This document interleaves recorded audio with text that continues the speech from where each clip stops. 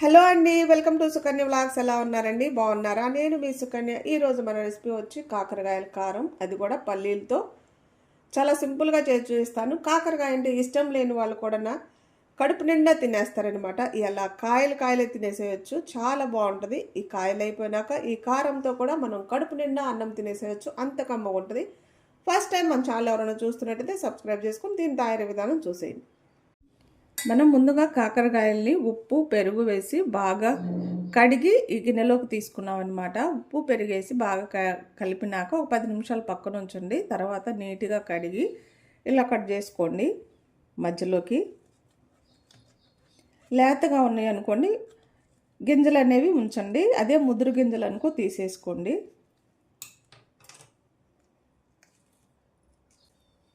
ఇలా కాయలన్నీ కూడా మనం ఇలా రెడీ చేసి పెట్టుకోవాలి. మనం ఇలా గింజలన్నీ తీసుకున్నాం అనమాట. అన్నిటికి కూడా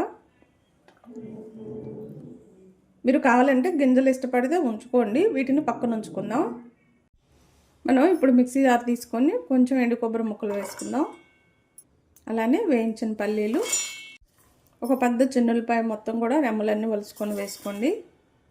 అలానే ఒక 4 టేబుల్ స్పూన్ల దాకా కారం వేసుకోండి. ముడి కారం అంటాం కదా, ఆ కారం అనమాట. ఒక 1/2 టీ స్పూన్ దాకా ఉప్పు వేసుకుంటున్నాను. ఇవన్నీ కలిపి మనం మిక్సీ పట్టుకోవాలన్నమాట. మనం కారాన్ని ఇలా మిక్సీ పట్టుకున్నాం అనమాట. చూసారు కదా, ఇలా. ఇప్పుడు ఇది పక్కన ఉంచుకుందాం. ఇప్పుడు మనం కాకరకాయల్లో ఈ కారం అంతా కూడా నింపుకోవాలన్నమాట. కొంచెం కొంచెం ఇలా. మనం పల్లీలు కొబ్బరి వేసాం కాబట్టి కారం అనేది ఎక్కువ మంటగా కూడా ఉండదు అనమాట. అన్నీ కూడా ఇలా రెడీ చేసుకుందాం. మనం అన్నీ కూడా ఇలా కారం రెడీ చేసి పెట్టుకున్నాం అనమాట. ఇప్పుడు స్టవ్ వెలిగించుకొని బాండీ పెట్టుకుందాం. మనం స్టవ్ వెలిగించుకొని బాండీ పెట్టుకొని ఆయిల్ వేసుకుందాం. కాకరకాయలు వేగటం కోసమని ఆయిల్ వేసుకోవాలి. డీప్ ఫ్రైకి లాగా వేసుకోండి. అంటే మరీ ఎక్కువ అవసరం లేదు, మనకి కాయ అడుగు మునిగితే చాలు. ఇప్పుడు ఈ ఆయిల్లో మనం కాకరకాయలు వేసుకుందాం. మంచిగా అన్నీ కూడా ఇలా పేర్చుకొని మీడియం మంట మీద వేయించుకోండి. చాలా బాగా వేగిపోతుంది కాయ. ఫస్ట్ వేసిన వెంటనే కదపకుండా ఒకవైపు బాగా కాలినాక రెండో వైపుకి తిప్పుకుందాం.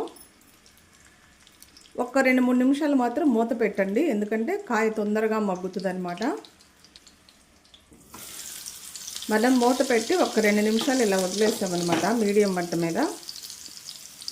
ఇప్పుడు రెండో వైపుకి తిప్పుకుందాం. అన్నీ కూడా మళ్ళీ ఇలా తిప్పుకొని మంచిగా వేగేలాగా వేపుకోండి. కారం అంతా కూడా ఏమీ బయటికి రాదు, కొంచెం వచ్చినా కానీ చాలా రుచిగా ఉంటుంది అనమాట. ఇంకా లోపల స్టఫ్ అనేది బాగానే ఉంటుంది. రెండు వైపులా మంచిగా వేపుకుందాం. కాయలు అనేవి రెండు వైపులా మంచిగా వేగిపోయినాయి అనమాట. మీకు ఇంకా కొంచెం గట్టిగా కావాలనుకుంటే ఇంకొంచెం వేయించుకోండి. నేనైతే ఇలానే వేయించుకుంటాను.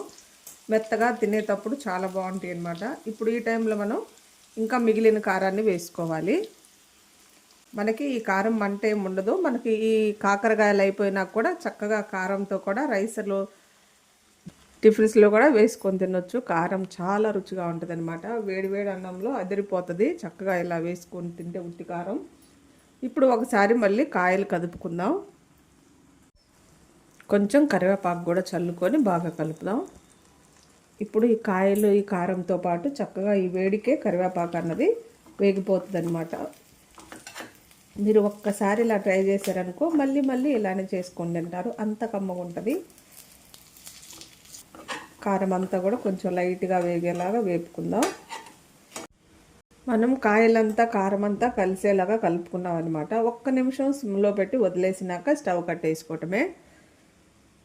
నేను కాయల్లో ఉప్పేసి కడిగాను చెప్పాను కదా, పెరుగు ఉప్పేసి బాగా కడిగాను. ఇందాక ఒక 1/2 టీ స్పూన్ దాకా ఉప్పు వేసుకున్నాను. మీరు చూసుకొని వేసుకోండి.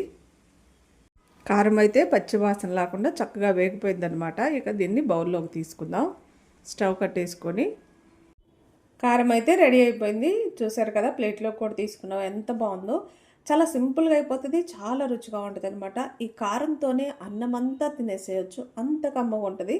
మనం ఇందాక స్టీల్ బాండీలో పెట్టడాన అడుగంటినట్టు అయిందనమాట.